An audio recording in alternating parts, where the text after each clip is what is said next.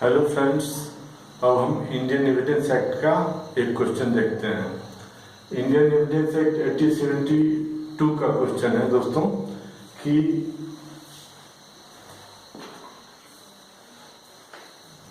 A is accuse of defaming B.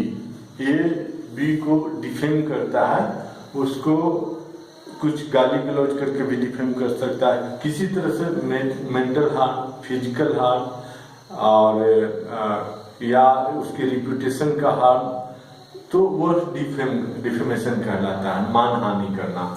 A B का मानहानि करता है, A is accused of defaming B, A B को defame करता है बाय पब्लिशिंग ए स्टेटमेंट। तो डिफेम मानहानि उसके रिप्यूटेशन का क्षति, उसका फिजिकल क्षति या उसका मेंटल क्षति, उसको साइकोलॉजिकल क्षति किस तरह से पहुंचा सकते हैं।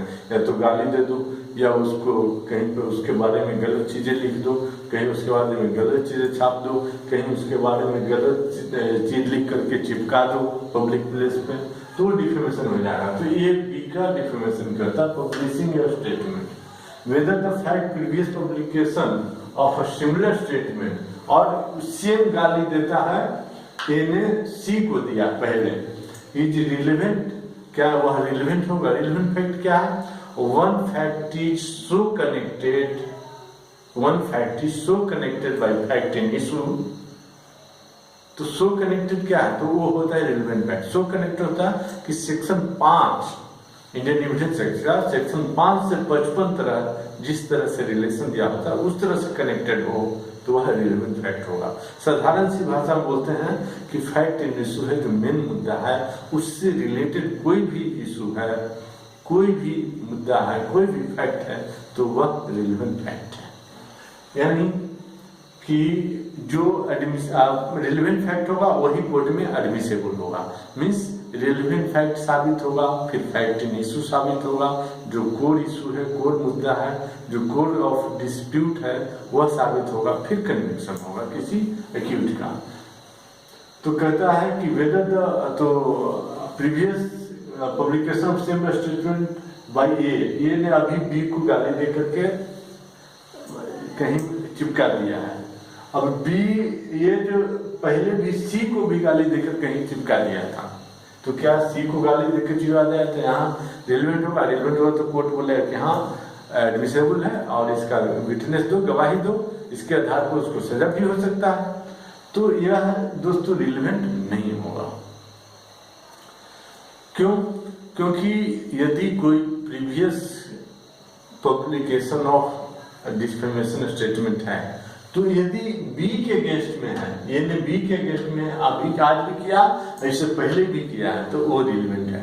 यदि सी के अगेंस्ट में या किसी और के अगेंस्ट में कर दिया तो वो रिलेवेंट नहीं होगा। यदि इसी तरह से सिमिलर क्वेश्चन है कि ये ने बी को शूट डाउन कर दिया, गोली मार दिया और वो मर गया। अब बी पहले भी बी को गोली मार दिया, तो ये पहले भी सी को गोली मार दिया, तो क्या रिलेवेंट है? तो वह रिलेवेंट नहीं है। डी को गोली मार दिया, वो भी रिलेवेंट नहीं है। तो पहले ए ने बी को भी मारा गोली, उसका ट्रायल चल रहा है। अब बी को भी पहले अटेम्प्ट टू मर्डर किया है या 10 लाठी ही मारा है, वो वहां रिलेवेंट हो जाएगा। क्योंकि सेक्शन 14 कहता है कि in state of mind of accused, state of mind of accused, section 14 का हम सारांश बोल रहा हूँ और सरल भाषा में, क्योंकि वह इस तरह से नहीं लिखा रहता है जिस तरह से मैं बोलता हूँ। तो मैं बोल रहा हूँ कि state of mind of accuse towards a particular fact और towards a particular person is relevant fact. तो पार्टिकुलर यहाँ फैक्ट भी नहीं है, पर्टिकुलर पर्सन के अगेंस्ट नहीं है, और बाकी हो जाएंगे जनरल फैक्ट या जनरल पर्सन के अगेंस्ट, तो रिलेवेंट नहीं होगा। तो यदि अटेम्प्ट टू मर्डर किया है ए ने बी के प्रति पहले, तो रिलेवेंट हो जाएगा। अभी उसका मर्डर का चला, ए ने बी को गोली मार दी, उसका केस चला, तो रिलेवेंट हो जाएगा। तो यहाँ पर सेम है। ये कहाँ लिखा हुआ? तो सेक्शन 14 में लिखा हुआ। सेक्शन 14 के एक्सप्लेनेशन 1 में लिखा हुआ कि towards particular facts, towards particular fact, जितने भी प्रीवियस मैटर हुए हैं, जितने भी प्रीवियस डिफेमेशन हो या हार्म हो या हर्ट हो या ग्रीवियस इंजुरी हो या कुछ भी हो या डिफेमेशन का मैटर हो, पार्टिकुलर मैटर पर्टिकुलर पर्सन के अगेंस्ट ही हुआ हो, पर्टिकुलर मैटर के अगेंस्ट हुआ तो एक्सप्लेनेशन 1 में लिखा हुआ, और प्रीवियस कन्विक्शन पर्टिकुलर पर्सन के अगेंस्ट में हुआ हो, प्रीवियस कन्वर्सन, तो एक्सप्लेनेशन 2 में लिखा हुआ है। पर्टिकुलर मैटर ही होना चाहिए। मैटर क्या है कि ए ने बी के डिफेम किया है, तो बी को पहले भी किया, ए ने डिफेम किया है, तब रिलेवेंट हो जाएगा। अब यहाँ क्वेश्चन रहता है ए ने बी को मर्डर कर दिया है, तो क्या ए ने बी को पहले भी मर्डर करने की कोशिश किया? क्योंकि मर्डर तो 2 बार नहीं कर सकता, एक बार कर दिया तो ऊपर चला गया, दोबारा कैसे मर्डर करेगा? तो मर्डर करने की कोशिश तो कर सकता है, तो किया है, तो वहां वह क्या हो जाएगा? रिलेवेंट फैक्ट हो जाएगा, रिलेवेंट फैक्ट एडमिसिबल हो जाएगा, उसके बेस पे कन्विक्शन हो सकता है।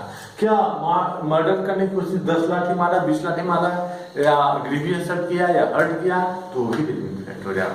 लेकिन ए ने बी का मर्डर कर दिया है, ट्रायल चल रहा है, और ए ने सी का भी मर्डर किया, डी का भी मर्डर किया, ई का भी किया, रेप कर दिया, doesn't matter, doesn't affect this case, doesn't affect this trial, because यह पार्टिकुलर पर्सन है बी, और ए ने बी के संबंध में प्रीवियस कुछ किया तो पार्टिकुलर पर्सन के अगेंस्ट हो गया, और जनरल इससे यहाँ सेक्शन 14 में कोई अफेक्ट नहीं पड़ेगा, कोई प्रभाव नहीं पड़ेगा।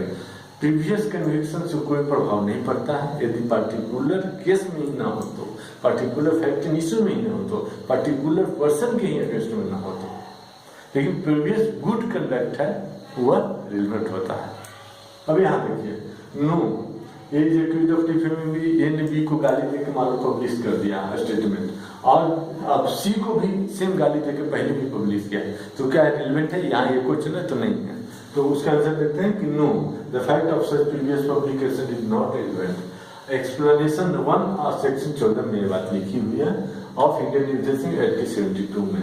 A statement that the existence of a state of mind in will must be in reference to particular matter in question and not generally। एक दूसरा, सेक्शन 14 स्टेट ऑफ कहता है कि state of mind of accused towards a particular matter और particular person is relevant. Only particular matter में हो, particular person में हो, दूसरे मैटर में हो तो रिलेवेंट नहीं होगा, दूसरे व्यक्ति के अगेंस्ट हो तो रिलेवेंट नहीं होगा, बट नॉट जनरली। ठीक है, उसके बाद in this question the previous publication of similar statement by a against C, it is not regarding against a particular fact or particular person but general, hence it is not relevant as per explanation 1 section 14।